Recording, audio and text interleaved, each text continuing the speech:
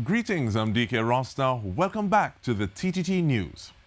When we last spoke with General Manager FashionTT Lisa Daniel, she intimated that there was going to be a game changer in the local industry shortly. It is here, and we go in-depth on the MADE868 Fashion Facility with Program Leader at the University of Trinidad and Tobago, Sandra Carr.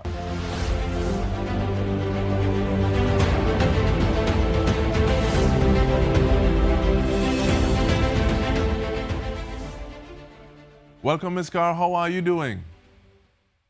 I am fine. I'm excited. Thank you for having me here today. Our pleasure. We've been looking forward to this conversation since we had the last one, hearing that things were being done in the background. So give us a little history and overview of the facility. Thank you. Well, this facility was conceptualized over 10 years ago. The Caribbean Academy of Fashion and Design was started by UTT in 2008 with a mandate to educate and train upcoming designers and managers with an eye to develop a Caribbean fashion industry. Without a developed, thriving industry, there were many gaps. One, mainly the ability of designers to mass produce. So as the program leader, I sought ways to fill this gap, particularly for our fashion alumni. This project has now grown to fill a huge gap in our fashion industry. And here we are today after painstaking years, we have finally launched our first fashion production facility. No, you speak of fashion alumni, Ms. Carr, and how many people are we talking about? In terms of like how many people, how many cohorts, what kind of figures we're thinking about would have gone through the program at UTT? Over 400. We have graduated over 400 students that have come through this program since 2008. Okay, but with that in mind though, what kind of target grouping are you looking at? Saying that, okay, well, this is the ideal group that we can see going to be using this facility. Well, this facility is not just for our fashion alumni. This is for all local designers, regional designers, and we will expand to international designers. So there's no limitations. All right, and is it that you get full services? Is it cut? Is it so? What kind of specific service offerings you have at the facility? Well, this is a fashion production facility with technology. So some of the services that we offer, we have our cut and sew services, which is the core service of garment production. We are offering technical packaging services. This is the blueprint to designs that specifies every aspect of a design. And this is necessary for designers to engage with manufacturers. We have sample services, making the first sample for approvals as well as for production. We have fabric printing services. Textile designers, fashion designers, and home furnishers can have custom-made unique prints. We have laser cutting. This can be done for garments as well as fashion accessories. We have vinyl cutting. We have CNC milling, which can make design floats for like carnival, costumes. There is no limitations. It makes me wonder whether or not you'll have some designers coming to build their capacity a little bit because they know how to create the type of work that they do the way that they normally do it. But seeing that the facility has so much more, they may be able to say, okay, well, let me get a little heads up. Let me learn how to do this at the facility. Is that something that you also have in mind in terms of like building capacity among designers? Well, we have in the facility, we have, it's both a fashion production facility and an incubator. So we have built in an incubator into the facility where our fashion students can come in and they can have internship for the services that are provided here, and they can also have these techniques that they are creating can now be implemented into their class project. For an example, we have 2 semesters of textile designing, which is a manual process of different techniques, batik, linobrok printing, shivery. So all of these techniques are done manually. Now, with our fabric printing, computerized, our students can actually come in and design their prints and have it now printed on their fabric. So this is the benefit of having our students engage in the incubator process. They will be learning so much and integrating with the technology. They can now build, have LED lighting in their clothing through the technology that we have in the facility. It is indeed a game changer.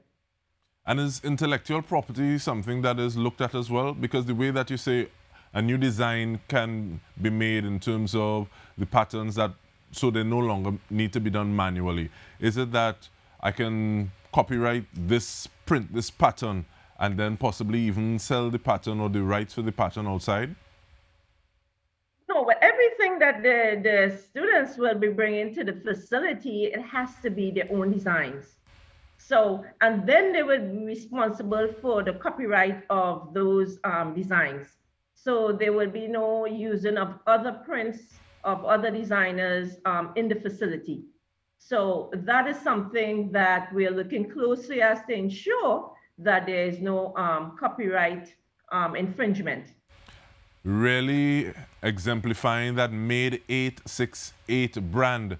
But you said 10 years in the making. What was the seed that said this is something that we really need to do here?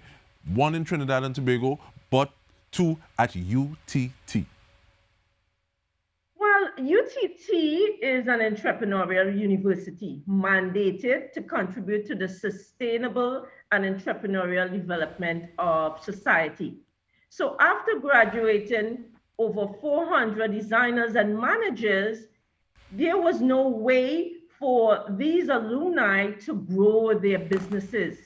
So in 2015, UTT was able to get a grant through the European Development Fund to purchase equipment for the Fashion Incubator Fashion Production Facility.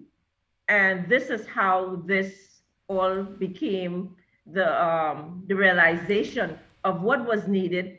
And that grew from actually the gap that we actually have in this industry of ways of designers not being able to mass produce. This is the first facility of its kind. We hope that there will be many more, but this is a facility with designers in mind. So it means that we are engaging all designers.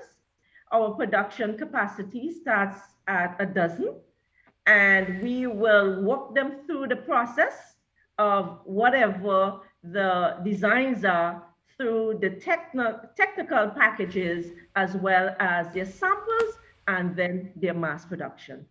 And this is a conversation that we continue on the other side of the break. We are speaking with the program leader at the University of Trinidad and Tobago, Sandra Carr, about MADE868 Fashion Facility. Stay with us. We return with more.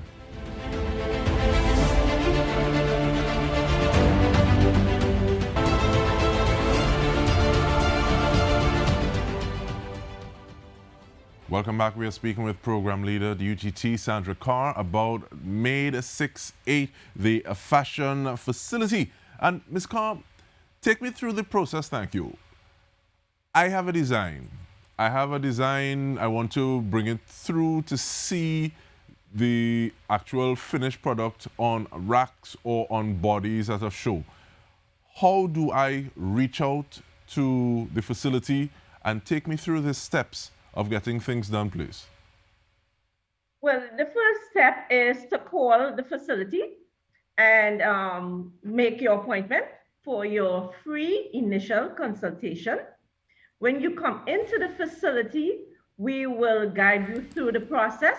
So if you have your technical package, you must have a technical package. If you don't, we will design a technical package for you. And a technical package is a blueprint to the design, and it states all the specifications of that particular design. Every single detail, it also has a sketch with that design. So after that is done, we will do a sample. You may bring in your sample, or we will produce the sample from the agreed technical package. Once that sample, you will come back and visit us once the sample is done.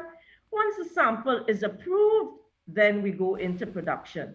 And we can talk about quantity, price points, and all of that. And is it something that you need to have a base level to say, okay, well, you need to have at least 12 outfits, otherwise you may have to take this elsewhere? What kind of figures like that are we looking for? I know you said you cater to designers of all kinds, but... Yes, we would start at least a dozen and then on up.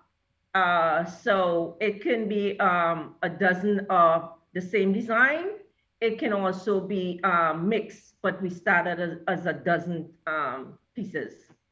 So you say, Ms. Carr, if you have a dozen pieces, each unique pieces, because you have your line in mind, you want to have your models walking the runway at some place, you get that, you can get the technical package for each of those individual outfits? Yes, you have to have a technical package for each design, yes. Now, if you have one design and you have various sizes, there's only one technical package is needed. The technical package will specify the sizes desired by the designer, but each style requires a technical package, yes.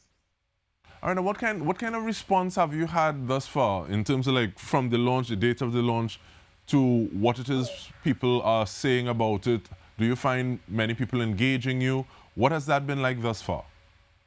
It has been amazing. The response has been amazing. We have had every single week. We try to book consultations one day out of the week, but too many people are coming in. So we are having consultation 2 and 3 times in the week. It has been amazing. People are in the facility. They are in awe with the facility. And they're still, you know, like one client said, she's like, I can't believe this is actually, you know, has happened, that this actually, it has materialized, that we now have a facility especially for designers.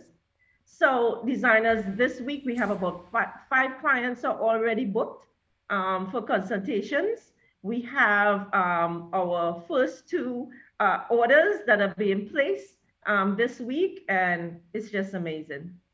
And where do you have the individuals to actually do that work? Is it that you have them on retainer? Is it that you have some of your final year students? Who's doing that work at the facility for the designers that come in as clients? We have hired employees for the facility. Amazing though, it has all been alumni of CAFD. So we have a manager for the facility that has been from our first batch of graduates in 2012. We have cutters, pattern drafter, we have stitchers, we have fabric printer, we have our admin also, and we have a lab assistant for our lab, Fab Lab technology area. So the facility is outfitted with employees that will take care of all the needs of our customers. And you see how you start with that smile, Ms. Carr. I want to continue. Describe the feeling that you have to be able to have the alumni come and, because it's one thing, sometimes people leave school or a place of learning and they say, well, good riddance, as opposed to saying the quality that these people are working with. You're able to tout the fact that they went here and now they're working at this facility. How does that feel for you? It's an amazing feeling, because like people that come into the facility, you know, what is wonderful about this, the facility is filled with all creative minds. So you've had people who have gone through our diploma program, have gone through our bachelor degree program. They're all here. They're all a part of the vision. They're bought into this. They're part of this growing industry. So it's more than just a job. You know, this is their vision too. And it's a wonderful feeling. And you said it's the first of its kind. You want to see more of it. What kind of time frames are you looking for, or is that something you're even considering as yet? Well, for this model, we have a 3-year model for this facility, where each year we want to be able to expand. We want to add more services. We plan on having our embroidery services. We plan on having sublimation printing. We want to have screen printing. So each year we plan on expanding in terms of our capacity, being able to hire more people, do more in terms of output, and also have more services offered. So we'll give it a good 5-year run before we see if there's a need for additional facilities. All right, and one of the things that when you said from batik to laser printing to or laser cutting, I think, but also Yes. costumes, mass costumes. Are those vertical? Is the space there that you use for those things a little different? Because some things may be a lot more on a table, whereas depending on the type of mass costume, they may need a little more vertical space. Are those in the same place, different area? What is that like? Well, we have our CNC milling machine, which is a machine that does all the cutting of wood and lattice work and intricate stuff, metal and fiberglass and all those things. That's a whole different room. That's our milling machine there. That's in a separate area. And it also, that opens into one of those huge sliding doors that you can actually have an outdoor space. So we are in our Jundy campus. There's no limitation for space. We have ample space indoors as well as outdoors if we have to take things into another level. All right, and basic low-hanging fruit improvements to the fashion industry. Where do you see this facility making its biggest mark so far? Well, this facility basically will allow designers to be able to grow their products. For a long time, designers were not able to to scale up because they didn't have access to skilled labor. Well, access to funding for expansion and mass production still remains a challenge. But this facility will provide mass production for designers and entrepreneurs. And it will also improve the quality and consistency in their products and allow designers to focus on marketing and customer service.